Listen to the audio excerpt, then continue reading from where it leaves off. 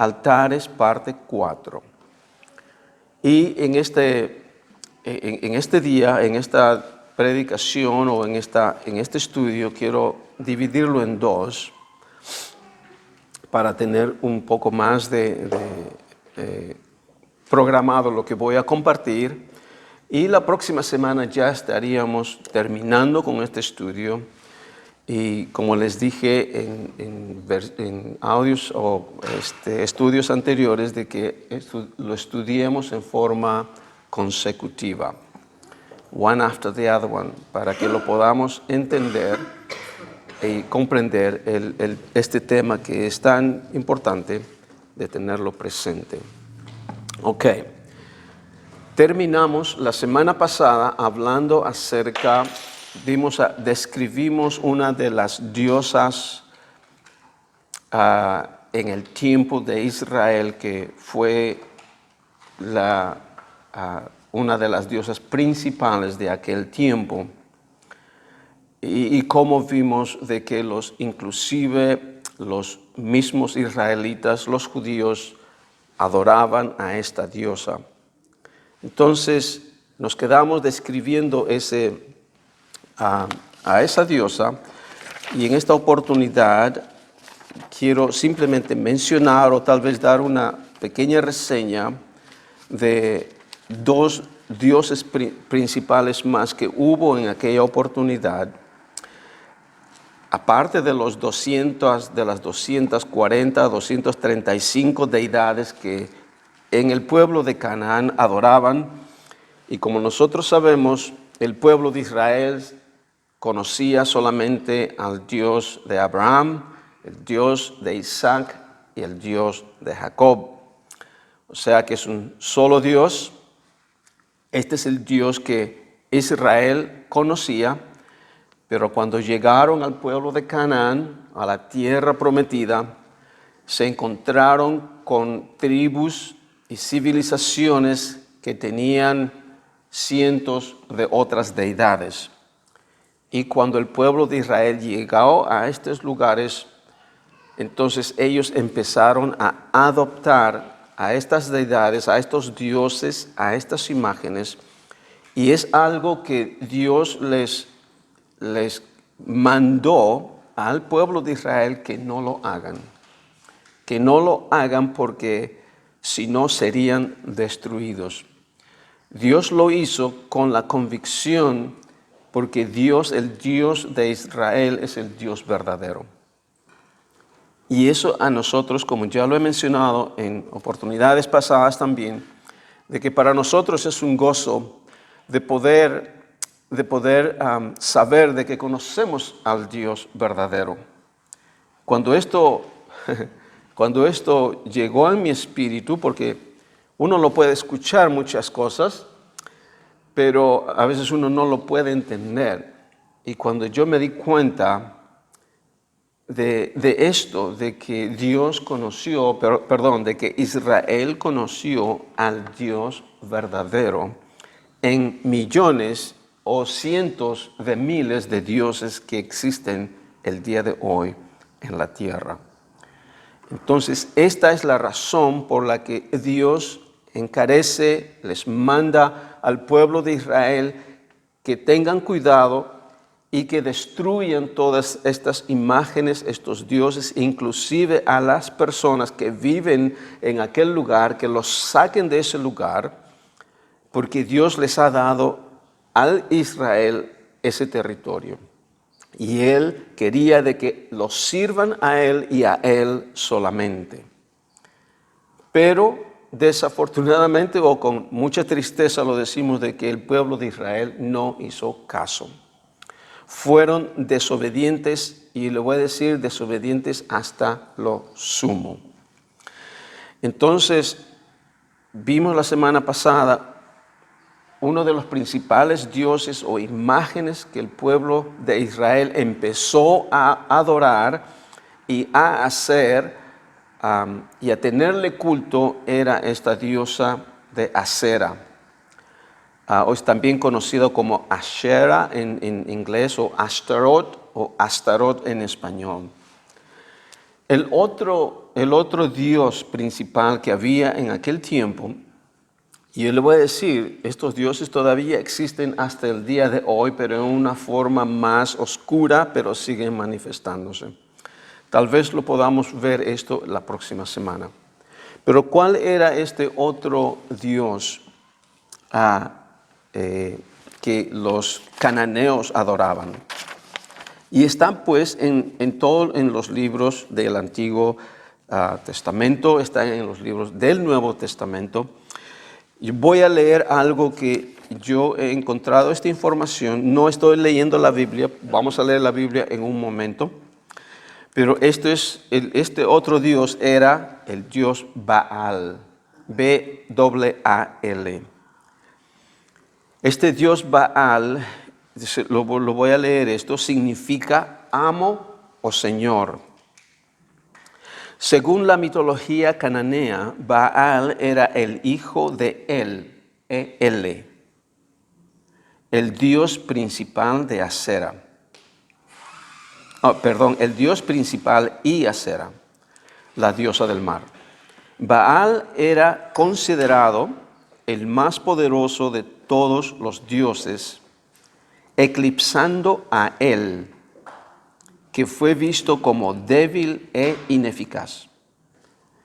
En varias batallas, Baal derrotó a Yam, este es Y-A-M-M,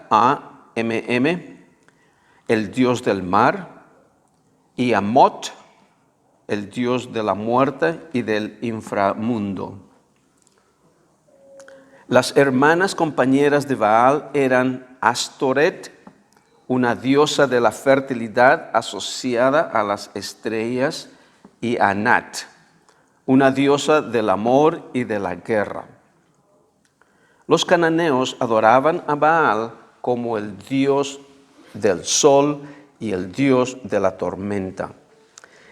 Él es generalmente representado sosteniendo un rayo, quien derrotó a enemigos y produjo cosechas. También lo adoraban como un dios de fertilidad que proporcionaba hijos. La adoración a Baal fue arraigada en la sensualidad e involucró la prostitución ritual en los templos.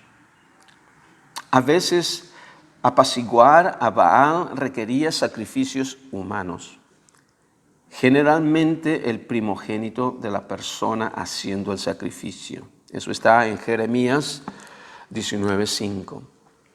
Los sacerdotes de Baal apelaron a su Dios en ritos de desenfreno que incluía fuertes gritos eufóricos y lesiones autoinfligidas.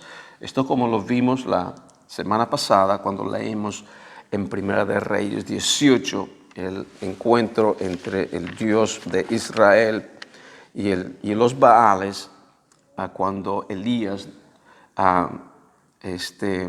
destruyó pues o mató a todos los 450 profetas de Baal. Y vemos a través de la historia de Israel de que este era uno de los dioses que ellos adoraban. El otro dios que también es principal dentro de los que adoraban estos cananeos, y al final también los israelitas hacían lo mismo, era Moloch, M-O-L-O-C. También es conocido como Milcom, Milkim, Malik o Molech. El significado de su nombre puede interpretarse como el gobernante personificado del sacrificio vergonzoso. Este era una de las imágenes de los dioses demonios, en realidad, porque todos estos, sabiendo que conocemos al Dios principal, todos estos son del poder de las tinieblas. Y este personaje y este Dios era podríamos decir, el más horrible de todos, porque Lo voy a leer lo que dice acá. Dice, los fenicios eran un grupo de personas que habitaban en Canaán, el cual, el actual Líbano, Siria e Israel, en el 1550 y 300 antes de Cristo. Además de rituales sexuales, la adoración a Moloch incluía el sacrificio de niños o pasarlos a través del fuego. Se cree que los ídolos de Moloch eran gigantescas esculturas metálicas de un hombre con cabeza de un toro. Cada imagen tenía un agujero en el abdomen y antebrazos posiblemente extendidos y que hicieron una especie de rampa al agujero. Un fuego se encendió en el alrededor de la estatua. Los sacrificios eran colocados en los brazos de la estatua o el agujero. Cuando una pareja sacrificaba a su primogénito, creían que Moloch aseguraría prosperidad financiera para la familia y los futuros hijos. O sea que este es un rey que los cananeos lo practicaban. Y muy tristemente, como dije, llegando los israelitas a este lugar, se involucraron con estas tribus, echaron a la gente que estaba en aquel lugar, pero no a todos, pero se quedaron con las imágenes, se quedaron con los dioses y empezaron a adorarle justamente lo que Dios no quiso que hicieran. Exactamente lo opuesto. Y cuando leemos nosotros, hermanos, estos pasajes históricos, y es triste ver cómo un pueblo que vieron el poder de Dios, yo pienso de que una de las razones por la cual el pueblo de Israel les era difícil mantenerse fiel a Dios es porque no lo veían. Era invisible. Y ellos preferían ver algo que puedan verlo. En este caso, las imágenes, las estatuas, los santuarios que ellos hacían. Parece de que eso era más importante para ellos. Esa es mi opinión. Y yo diría de que hasta el día de hoy, muchos de nosotros tenemos dificultad para creer en Dios porque no lo vemos. Y entonces medio que dudamos de su existencia porque no podemos verlo con estos ojos que tenemos visibles, tal vez no lo podemos sentir. Pero la palabra es tan claro y tan específico cuando nos dice de que nosotros no andamos por vista, sino por fe. Y eso es precisamente lo que el pueblo de Israel necesitaba andar, por fe, porque ellos vieron el resultado de la obra de Dios cuando los sacó de Egipto y cómo Él los mantuvo firmes por 40 años. A toda esa generación que tenía que morir, los mantuvo firmes aquella segunda generación que tuvo que llegar a la tierra prometida. Entonces, ¿qué yo he anotado de la misma palabra de Dios referente hemos descrito estos tres dioses que eran los dioses principales, pero como hemos dicho anteriormente, habían más de 200 deidades que ellos adoraban. Entonces quiero anunciar o simplemente describirlo algunos más de ellos. Entonces ya hemos conocido esto. A la diosa Asera, o Astoret, a Baal. El otro dios es Chemos, Milcom, ya lo hemos leído, Moloch. También adoraban al dios Sol, a la luna. Escuchen esto, los signos del zodíaco. Ellos tenían claro los signos del zodíaco. Y no solamente eso, pero también dice con todo el ejército de los cielos. Usted puede encontrar todo esto lo que estoy leyendo en este momento en Segunda de Reyes, en el capítulo 23. ¿Qué es lo que ocurre en el capítulo 23? Está el rey Usías. Josías. El rey Josías es uno de los reyes más fieles a Dios. Porque cuando él entró como rey, destruyó prácticamente todo. Todos estos dioses. Pero desafortunadamente o con mucha tristeza, y esto lo quiero decir ahora, lo quería decir más adelante, de los 20 reyes que tuvo la tribu de Judá, 20 reyes, solamente 6 eran buenos. Solamente 6 eran buenos. El resto eran totalmente idólatras. Ustedes saben de que Israel se dividió, y lo vamos a leer esto en un momento porque esta es la otra parte que quiero traer. Israel se dividió entre 2 tribus en el sur y 10 tribus en el norte. Las 2 tribus en el sur tuvo 20 reyes y solamente 6 eran buenos. Y de esos buenos, solamente Josías fue, podríamos decir, el mejor. Y las tribus del norte, las 10 tribus del norte, tuvieron 18 reyes. Y ninguno fue bueno. No one, excepto uno, que no fue rey prácticamente, pero fue un capitán. Pero ese capitán sirvió a Dios, destruyó muchas de las imágenes, pero no terminó de hacerlo todo. Dejó algunas. O sea que las tribus del norte fueron extremadamente, como lo que he puesto en YouTube, extremadamente idólatras. Entonces vemos la idolatría del pueblo de Israel. Cuando digo Israel, me estoy refiriendo a las tribus del norte. Y cuando digo Judá, me estoy refiriendo a las tribus del sur. Entonces, ¿cuáles eran estos? Y usted va a leer en Segunda de Reyes, el capítulo 23, va a leer usted de que cómo Josías destruye todas estas imágenes, centros de adoración, centros de culto, estos lugares altos, estos altares. Josías lo destruye totalmente.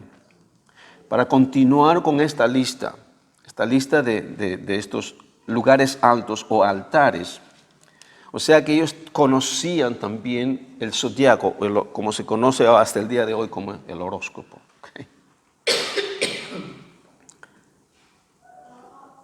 Hasta el día de hoy. ¿Esto hace cuánto tiempo? Esto hace aproximadamente ¿cuánto tiempo? Son 2.700 años atrás que esto ya existía. En el pueblo de Israel, en el sur, en el templo, los reyes de Israel, especialmente el más horrible, el más malvado entre todos los reyes de Judá, era el rey Manasés.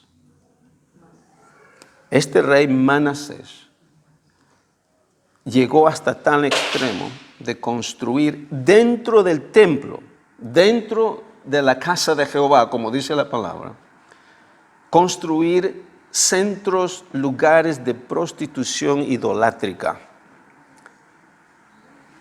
Los construyó en los atrios de la casa de Jehová. construyeron, los reyes construyeron aposentos en lugares altos, en la azotea del templo, en la azotea de sus casas, en donde ellos adoraban a estos dioses y estas imágenes. Y ellos sabían que tenían que adorar solamente a Dios, pero decidieron no hacerlo por rebeldía.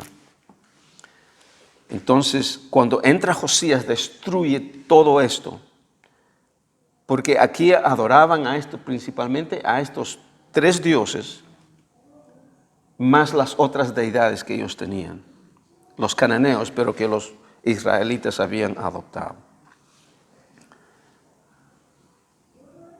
Ahora, nosotros vemos cuando llevamos ¿por qué estoy mencionando estas imágenes que ellos tenían?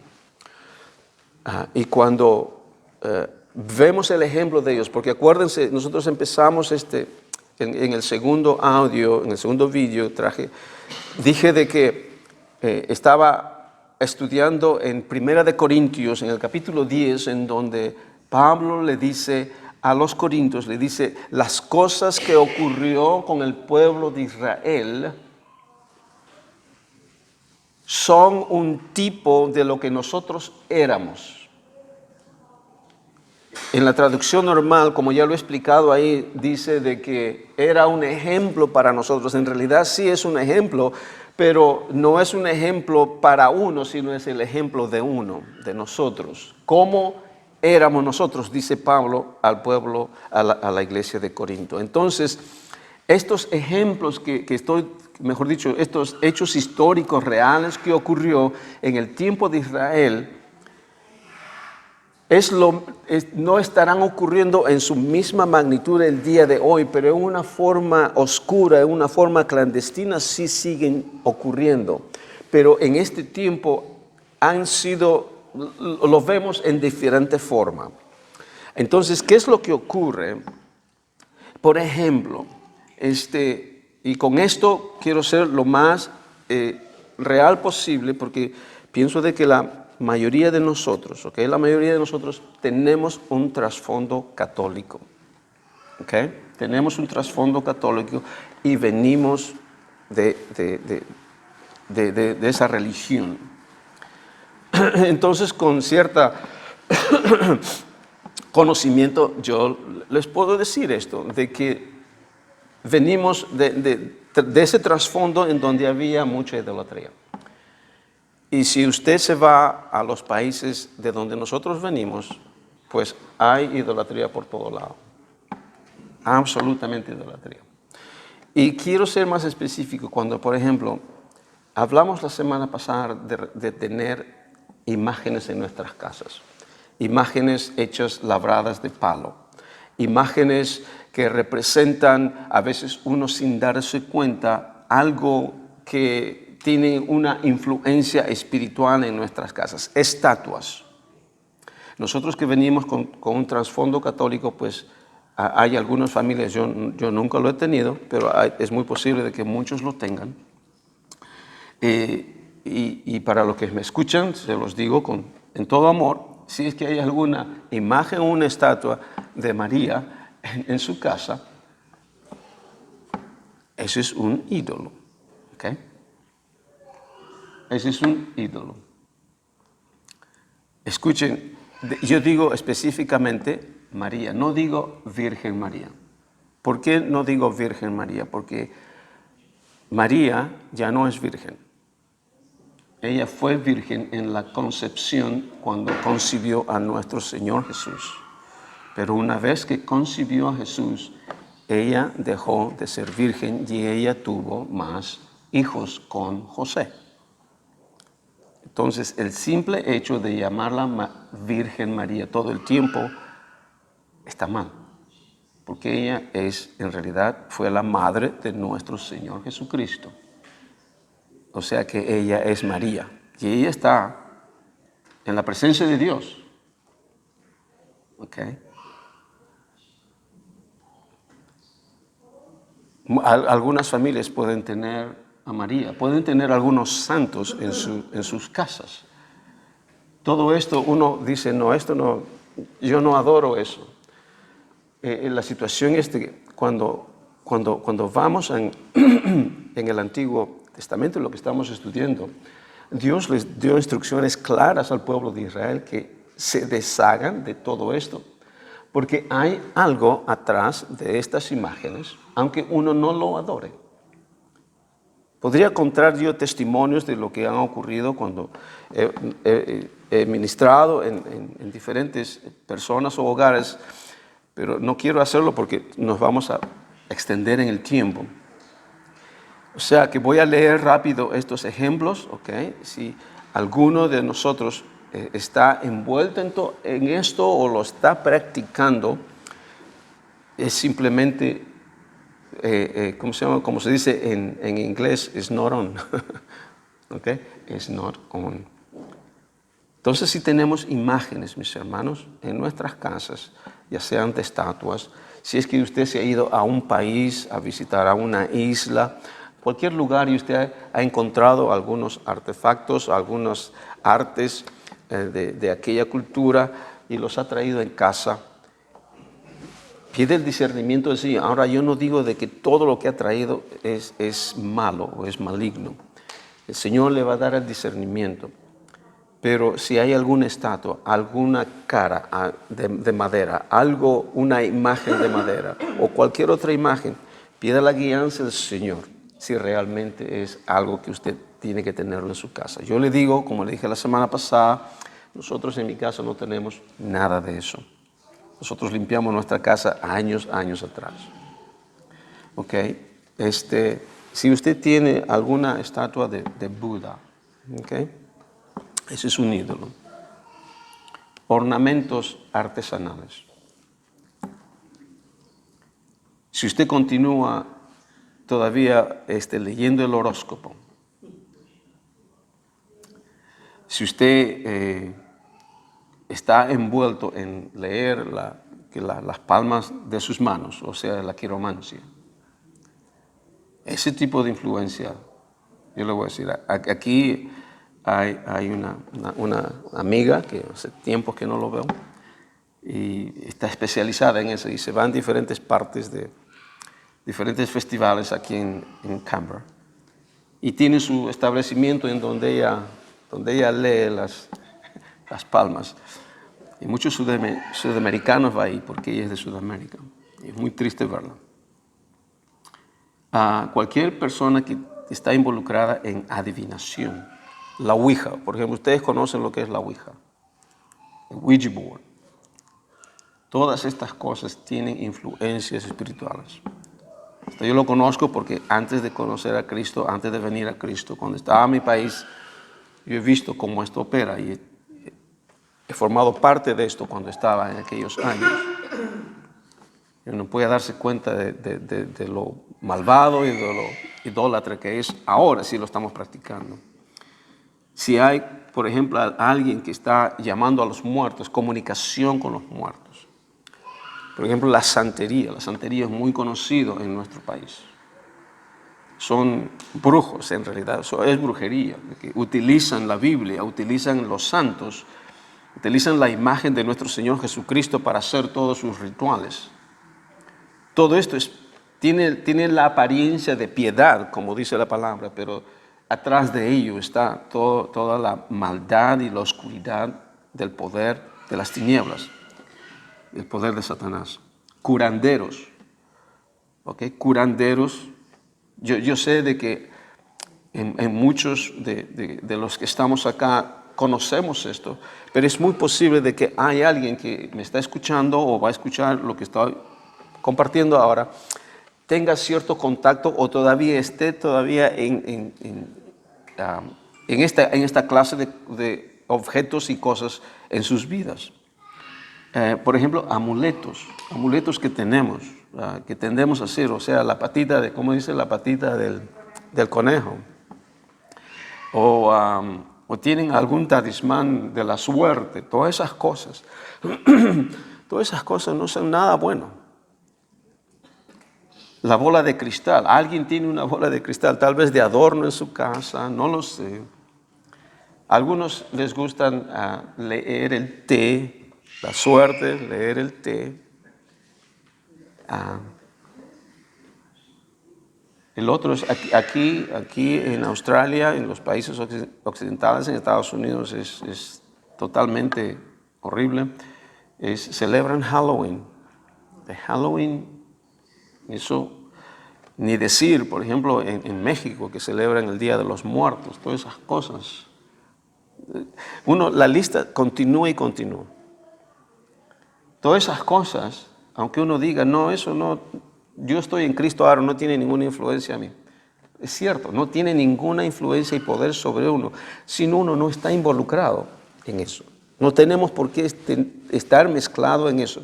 Por ejemplo, en el día de Halloween, usted se va a los shopping centers y en el día de Christmas le dicen Happy Christmas o Feliz Navidad. Y cuando viene el día de Halloween le dicen Feliz Halloween Day. O sea que ellos no deparan esto, no contemplan esto, la diferencia. En Woolworths dicen Happy Halloween Day cuando usted apenas entra en el supermercado. O sea, no terminaríamos, tal vez en alguna otra oportunidad podemos ir un poco más profundo en esto y ver qué es lo que hay detrás de ello. Pero todo lo que nosotros hemos estado acostumbrados en esta clase de cultura de donde venimos, ahora conocemos al verdadero Dios. De la misma forma como era en el Antiguo Testamento, cuando Dios se reveló y se manifestó al pueblo de Israel como el Dios verdadero. Lo mismo es ahora. Es cierto de que ahora nosotros en Cristo somos nuevas criaturas, pero el Dios es el mismo. Es el mismo Dios, el Dios de Abraham, el Dios de Isaac, el Dios de Jacob, que le fue revelado al pueblo de Israel como tal. Ahora nosotros conocemos a ese Dios como nuestro Padre Celestial y su Hijo Jesucristo y el Espíritu Santo. Es el mismo Dios. Es la misma comunión que Dios anhela tener con cada uno de nosotros. Y nos dice en su palabra de que en el libro de Santiago dice, el Espíritu Santo nos anhela celosamente. El Espíritu Santo nos anhela, o sea que Él nos ama y nos quiere solamente para Él, no porque Él se siente inestable o quiere sentirse amado por nosotros, no, es porque nosotros perdemos. Porque Él sabe lo que nosotros perdemos y eso es lo que ocurrió en el Antiguo Testamento, en el Antiguo Pacto. Dios les dijo esto al pueblo de Israel no porque Dios perdía con ellos, sino porque ellos perdían al involucrarse, al adorar y a darle culto a otros dioses. Entonces quiero dedicar, mis hermanos, el resto del tiempo, ¿cómo empezó todo esto? ¿Cómo empezó esto de la división de Israel? ¿Y cómo empezó todo esto? Entonces quiero tener el tiempo de concentrarme en esto ahora hasta el final de esta meditación. Vayamos al libro de Reyes, en el capítulo 9, Primera de Reyes, perdón, en el capítulo 9.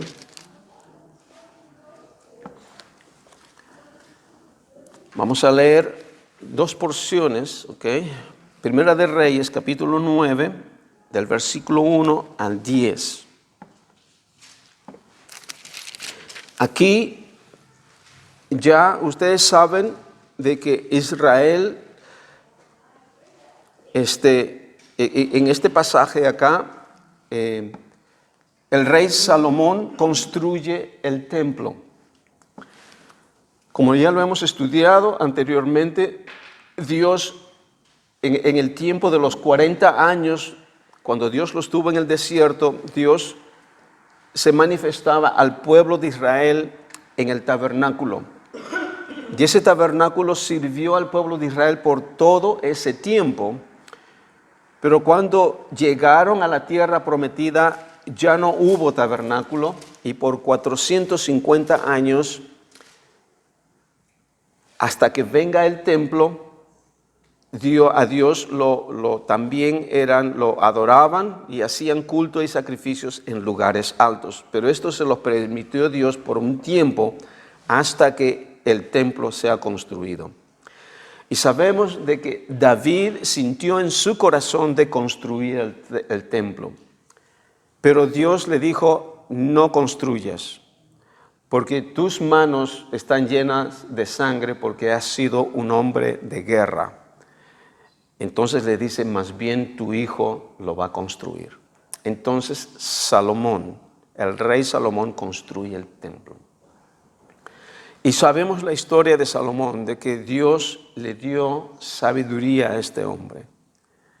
Sabiduría a lo sumo, de que se ha escrito, pues tenemos el libro de Proverbios que viene escrito por él. Entonces vemos el libro de Cantares también escrito por él. Entonces vemos la sabiduría y el poder que Dios le da a Salomón, porque Salomón reinó por un periodo más o menos de 40 años. Y este periodo fue, como podríamos decir, la época de oro del pueblo de Israel. Porque casi no habían guerras, dice la palabra, que Dios le dio paz con todos sus enemigos alrededor de donde ellos estaban en Jerusalén. Entonces Dios comisiona a Salomón de construir el templo, pero Dios le da estas instrucciones, y en el capítulo 9 vemos cómo Dios entra en pacto con Salomón en relación a la construcción del templo. Y vamos a leerlo esto, empezando del versículo 1. Cuando Salomón hubo acabado la obra de la casa de Jehová y la casa real, la casa de Jehová o el templo, duró 7 años la construcción. En realidad él pasó muchos años construyendo, alrededor de 20 años construyendo el templo de Jehová, la casa de Dios, su casa de él, la casa de su esposa. Imagínense, la esposa tenía una casa, él tenía su casa y Dios tenía su casa. Era un hombre que tenía mucho dinero y muchas riquezas porque Dios le había dado. Entonces dice, continuamos leyendo, cuando Salomón hubo acabado la obra de la casa de Jehová y la casa real y todo lo que Salomón quiso hacer, Jehová apareció a Salomón la segunda vez como le había aparecido en Gabaón. Y le dijo Jehová, yo he oído tu oración y tu ruego que has hecho en mi presencia. Yo he santificado esta casa que tú has edificado para poner mi nombre en ella para siempre. Y en ella estarán mis ojos y mi corazón todos los días. Y si, acuérdense, esto es condicional. Y si tú anduvieres delante de mí como anduvo David tu padre, en integridad de corazón y en equidad, haciendo todas las cosas que yo te he mandado y guardando mis estatutos y mis decretos, yo afirmaré el trono de tu reino sobre Israel para siempre. Como hablé a David tu padre, diciendo, no faltará varón de tu descendencia en el trono de Israel. Mas si obstinadamente os apartaseis de mí, vosotros y vuestros hijos, y no guardareis mis mandamientos y mis estatutos que yo he puesto delante de vosotros, sino que fuereis y sirviereis a dioses ajenos y los adorareis, y no yo cortaré a Israel de sobre la faz de la tierra que les he entregado. Y esta casa que he santificado a mi nombre, yo la echaré de delante de mí. E Israel será por proverbio y refrán a todos los pueblos. Y esta casa que estaba en estima, Cualquiera que pase por ella se asombrará y se burlará y dirá, ¿por qué ha hecho así Jehová a esta tierra y a esta casa? Dirán, por cuanto dejaron a Jehová su Dios, que había sacado a sus padres de la tierra de Egipto, y echaron mano a dioses ajenos, y los adoraron y los sirvieron. Por eso ha traído Jehová sobre ellos todo este mal. Usted puede seguir leyendo, pero aquí vemos claramente las instrucciones de Dios a Salomón. Un hombre que está lleno de riquezas. Dios le había dado riqueza, le había dado sabiduría.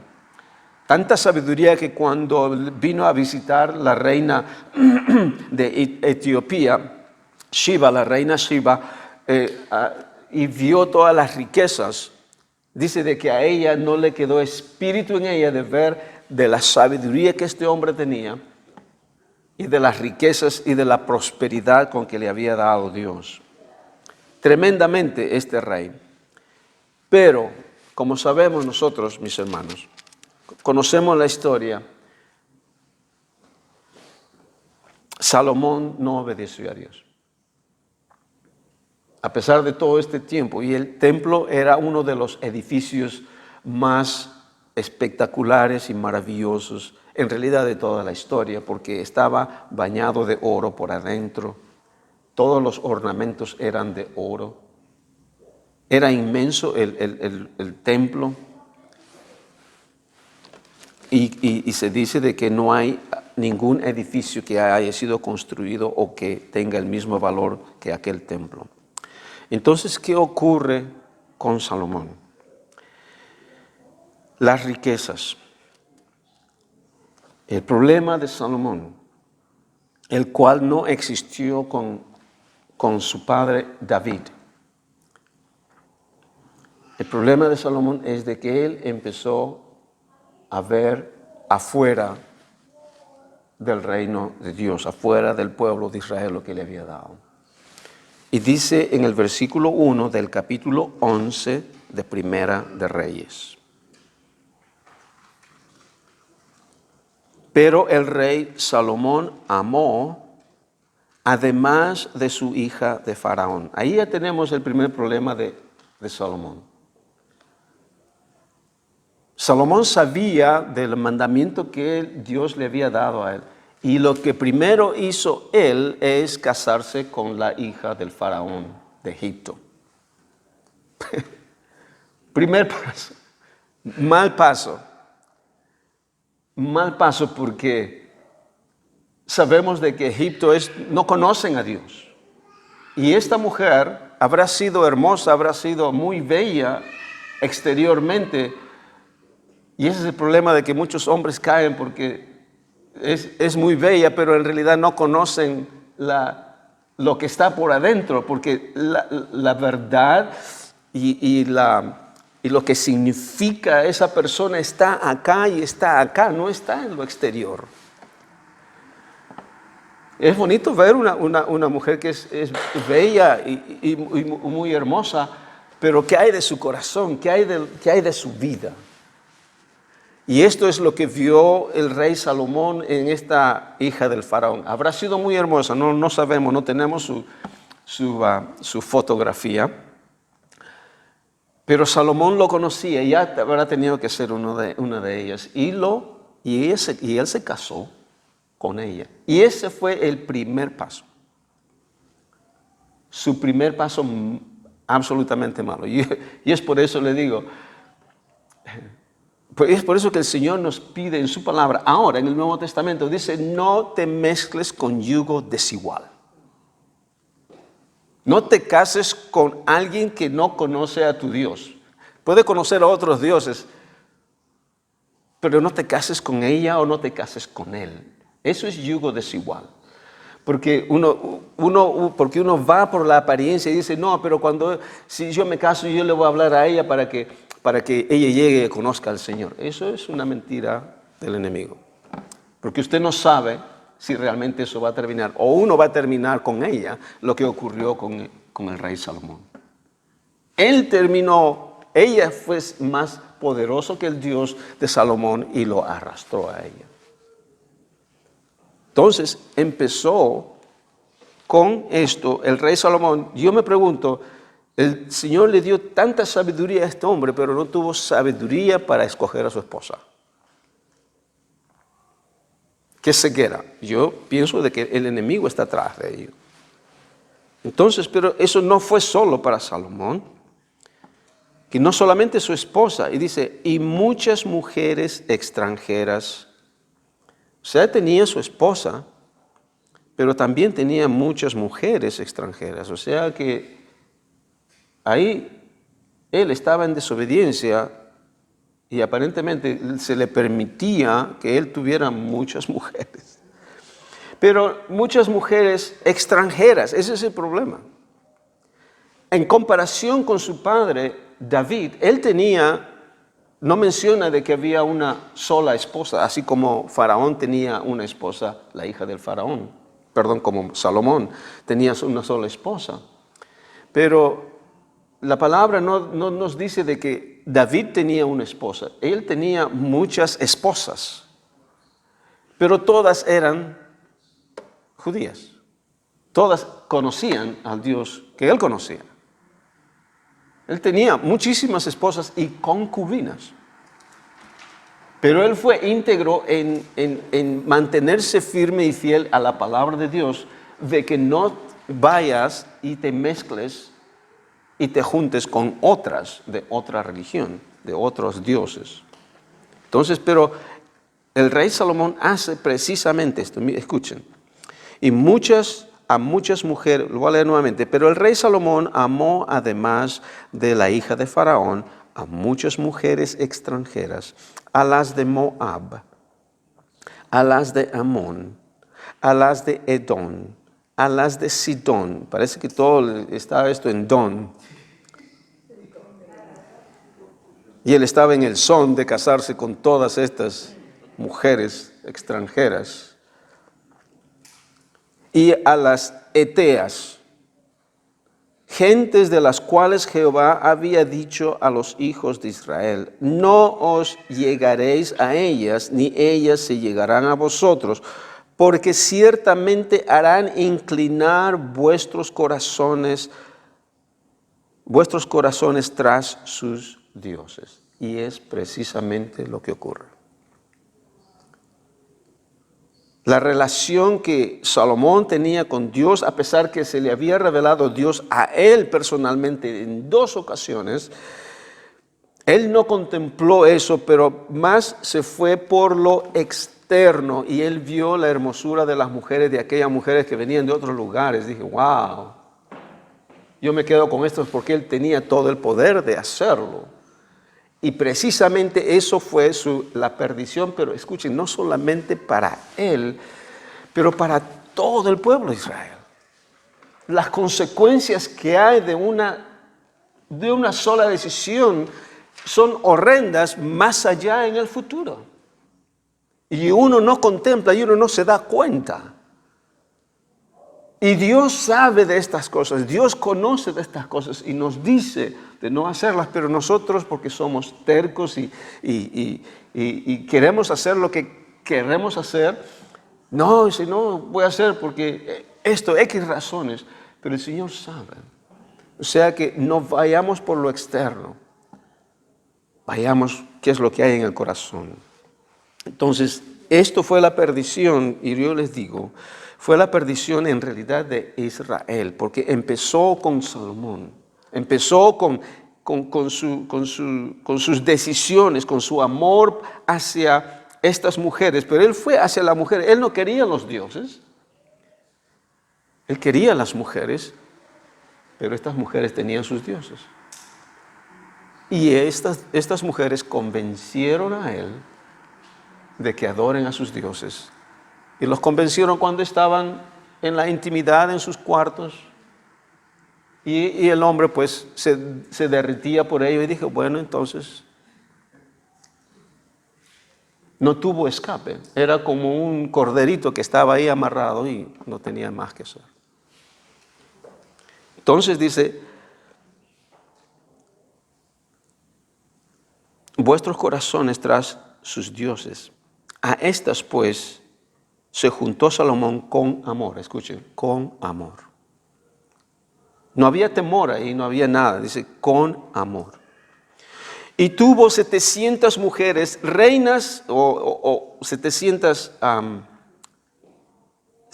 esposas, en realidad dicen en inglés, wives, y 300 concubinas. O sea, en vez, no estaba contenta con uno, tenían 700 mujeres, esposas, y encima tenían 300 concubinas, tenían 301 mujeres para que pueda satisfacer sus...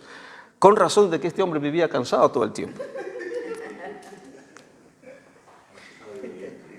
No había sabiduría en este hombre.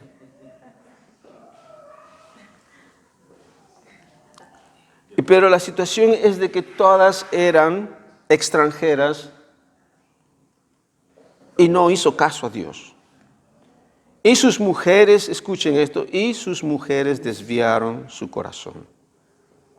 Y cuando Salomón era ya viejo, y sus mujeres desviaron su corazón, y cuando Salomón era ya viejo, sus mujeres inclinaron su corazón tras dioses ajenos, y su corazón no era perfecto con Jehová su Dios, como el corazón de su padre David.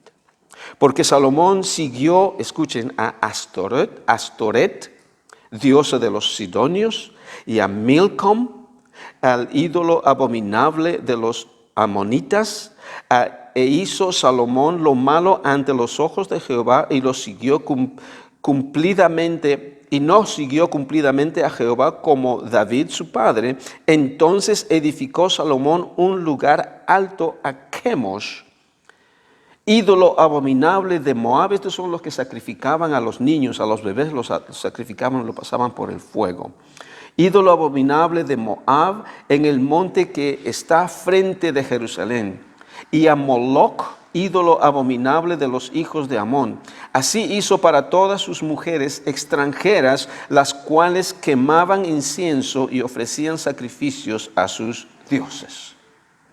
Todo es la consecuencia de estas mujeres que se juntaron y él los aceptó. Estas mujeres desviaron su corazón.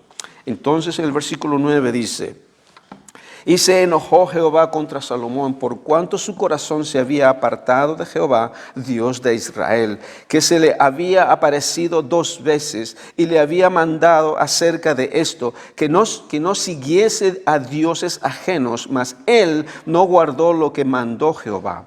Y dijo Jehová a Salomón: por cuanto ha habido esto en ti y no has guardado mi pacto y mis estatutos que yo te mandé, romperé de ti el reino y lo entregaré a tu siervo. O sea, a causa de la idolatría y la desobediencia de Salomón, Dios es el que rompe el reino de Israel y lo divide. Versículo 12, sin embargo, no lo haré en tus días por amor a David tu padre, lo romperé de la mano de tu hijo. O sea, dice, no lo romperé de ti, lo romperé de tu hijo por amor a David tu padre. Lo romperé de la mano de tu hijo, pero romperé todo el reino, sino que daré una tribu a tu hijo por amor a David, mi siervo, y por amor a Jerusalén, la cual yo he elegido. O sea que Dios divide el reino de Israel. Dice, yo lo romperé y daré una tribu a tu hijo, a Rehoboam, en español, su hijo. O sea que no rompe el reino con Salomón, pero lo rompe cuando su hijo entra como rey.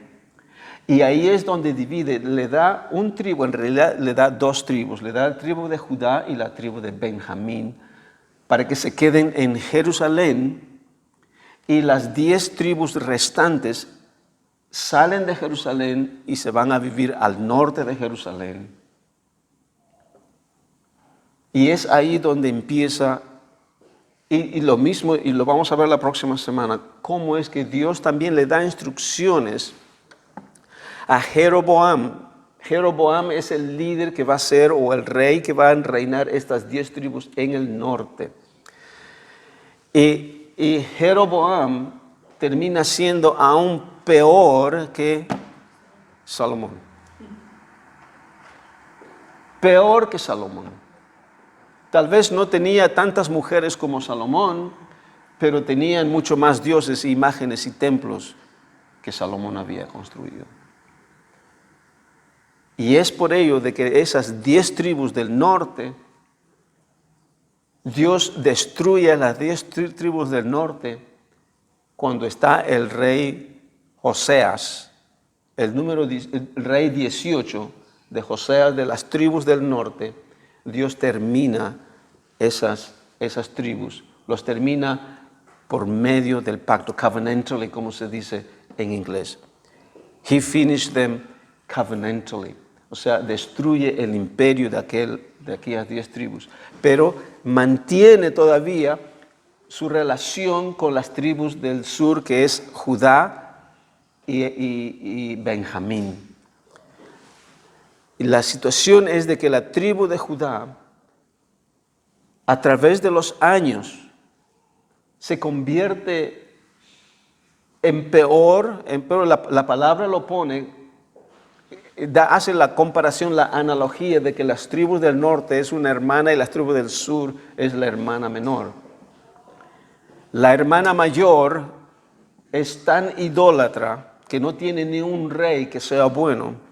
Las tribus del norte se convierte peor todavía que la hermana mayor, y solamente tiene 6 reyes buenos y el resto eran malvados.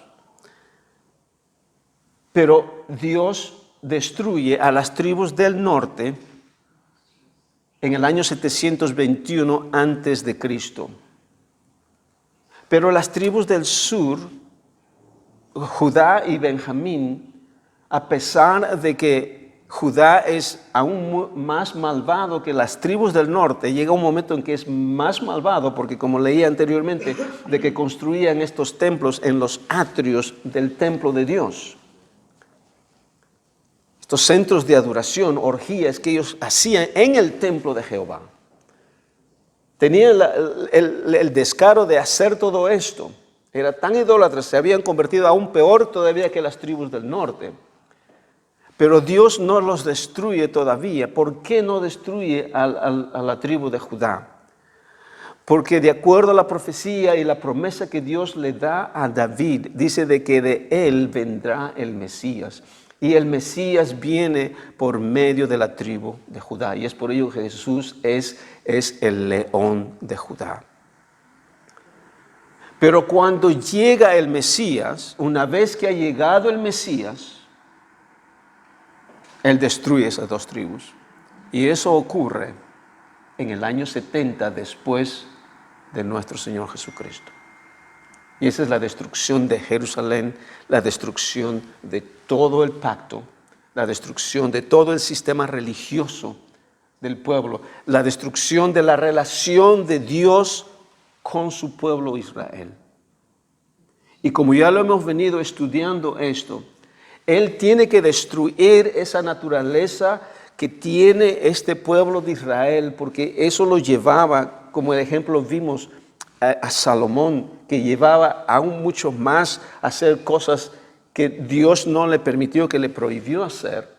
Él aún más lo hacía. Esa naturaleza que llevaba, tenía todo el pueblo de Israel. Y ese es el tipo de que nosotros éramos cuando estábamos sin Cristo.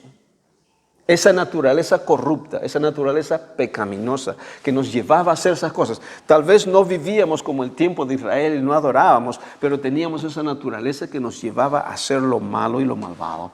Entonces, hablando analógicamente, esta es la sombra y el tipo que Pablo nos habla en su palabra. Entonces, Dios destruye al pueblo de Israel.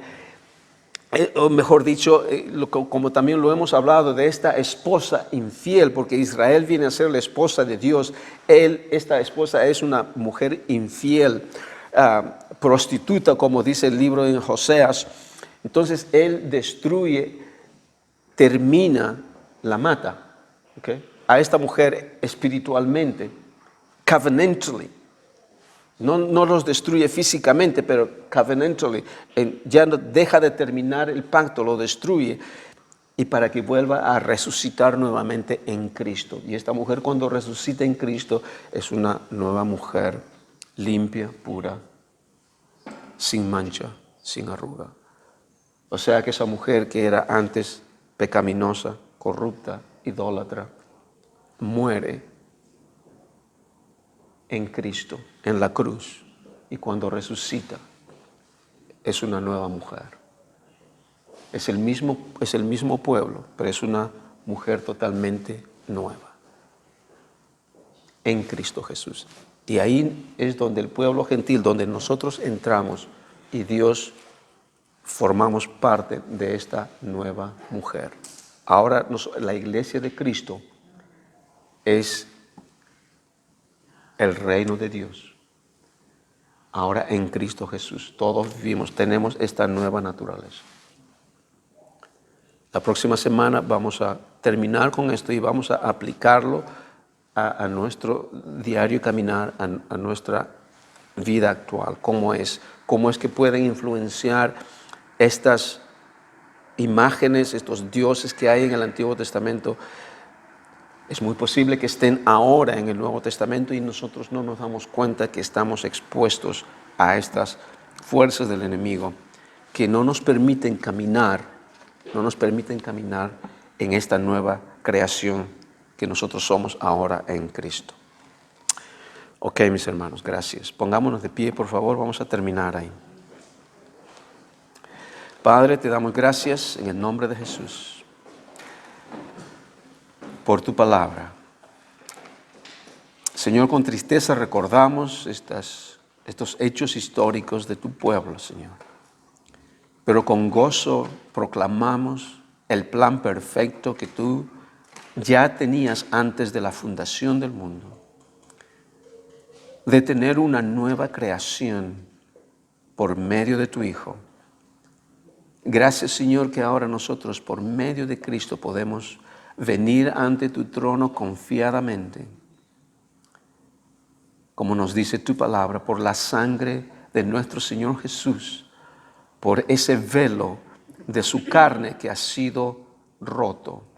Ahora tenemos libre acceso ante tu presencia. No tenemos que ir por medio de ningún sacrificio. Ahora, Señor, tú ya no vives en templos construidos por manos de hombres. Tú vives ahora en nosotros, porque somos el templo de ti, Dios. Gracias porque es totalmente diferente. Lo que era antes era un tipo y sombra de lo que iba a venir, pero bajo un nuevo plan, un nuevo pacto por medio de nuestro Señor Jesús. Gracias, Padre, porque podemos gozar de esta revelación y podemos vivirla. En el nombre de Jesús. Amén. Amén. Okay.